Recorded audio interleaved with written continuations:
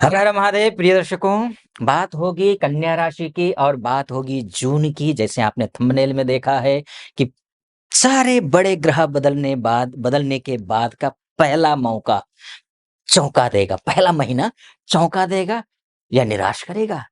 उदासीन होंगे, निराशा के गर्त में डूबेंगे या क्या होगा, इसी विषय पर डिटेल में चर्चा करेंगे। लेकिन उससे पहले एक बात कहूंगा आपसे, एक दोहा है, मीठी वाणी बोलिए। ये ध्यान रखिएगा, ये बहुत आपके लिए सटीक बैठेगा।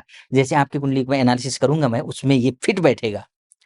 मीठी वाणी बोलिए, तजी माया अभिमान, तजी माया अभिमान, ना जाने किस वेश में मिल जाए भगवान। आपके लिए वाणी का ध्यान रखना आवश्यक है। वाणी शुभ रखिए। वाणी से ही आप भाग्य की वृद्धि करेंगे, वाणी से ही धन की वृद्धि करेंगे। आप सब कुछ निर्भर करेगा आपकी वाणी पर जून के महीने में, क्योंकि आपके वाणी के ग्रह शुक्र हैं, आपके धन के ग्रह शुक्र हैं, आपके बैंक अकाउंट देखने वाले ग्रह शुक्र हैं, और शुक्र आपके भाग्य भी हैं। न केवल वाणी, धन, धन कहां से आएगा?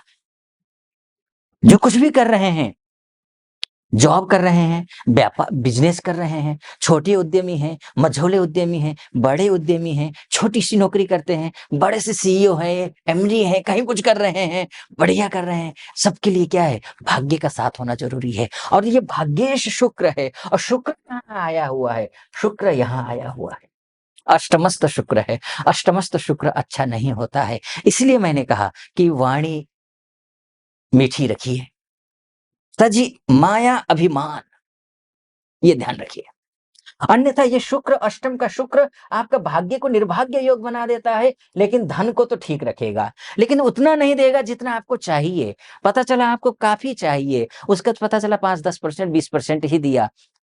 ऊंट के मुंह में जीरा, वो वाली स्थिति हो जाएगी।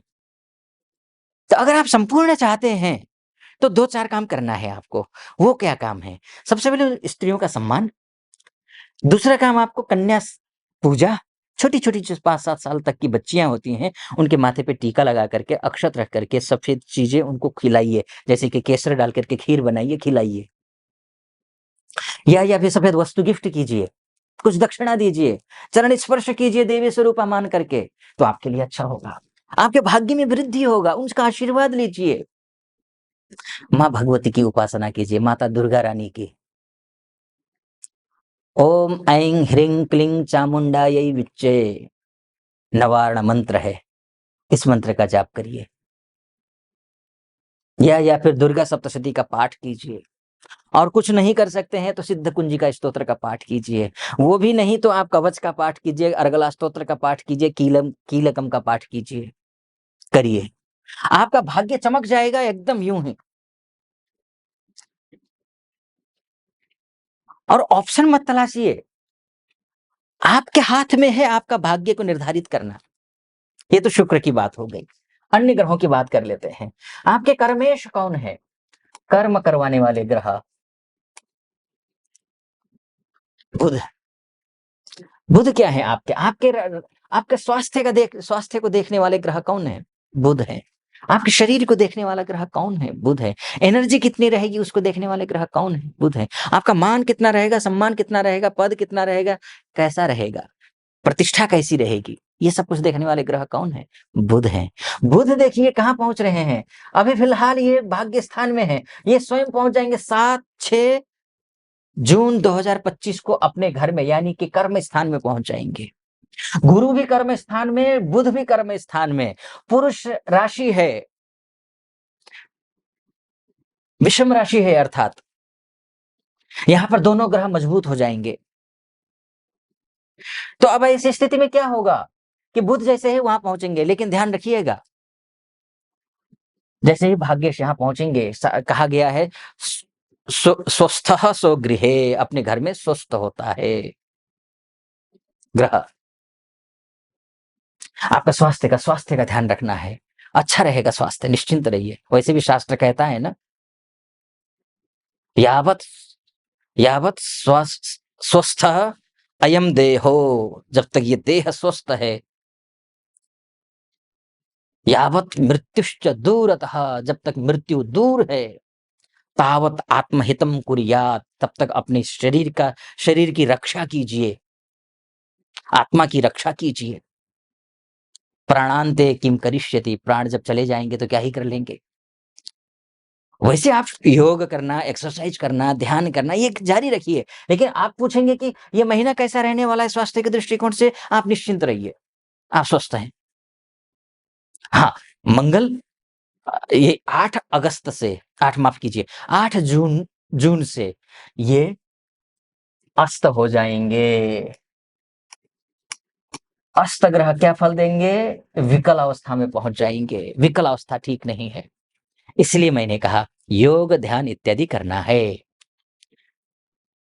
आगे बढ़ूँ मैं, एक निवेदन करना चाहूँगा। यहाँ तक पहुँचे हैं आप, सटीक लग रहा हो मेरा विश्लेषण, तो चैनल को सब्सक्राइब कर दीजिएगा, वीडियो को लाइक कर दीजिएगा और कमेंट बॉक्स में जाकर के महादेव का भक्त हूँ, कृपा आप पर भी बनी रहे ऐसी मेरी कामना। हर हर महादेव 5 बार, 11 बार, 21 बार जो भी श्रद्धा बने आप लिख दीजिएगा। चलिए फिर से विषय पर लौट कर आता हूँ। तो बुध की बात हो गई, बुध तो अच्छे हैं, लेकिन अस्त हैं, विकल अवस्था में हैं। उपाय क्या करना है ये समझ लीजिए, सब कुछ ठीक होगा। केवल मैं आपको परेशानी बताकर नहीं जाऊँगा। उपाय भी बताकर जाऊँगा ताकि आप परेशानी आ रही है तो उससे आप निपट सकें। आपको गणपति अथर्व शीर्ष का पाठ करना है।